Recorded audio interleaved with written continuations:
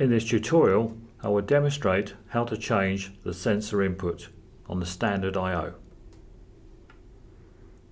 Press the page key until access appears.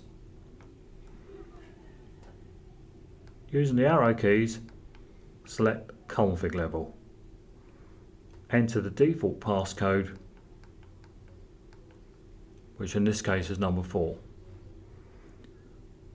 Press the page key until PV input appears.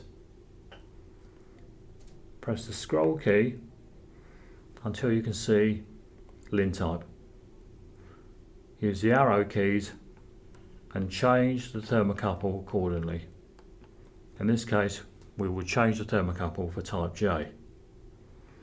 Once this is done, press and hold the page key. This will return you back to access. Select the level you wish to return to, in this case level 1. The instrument will restart and return back to the home page.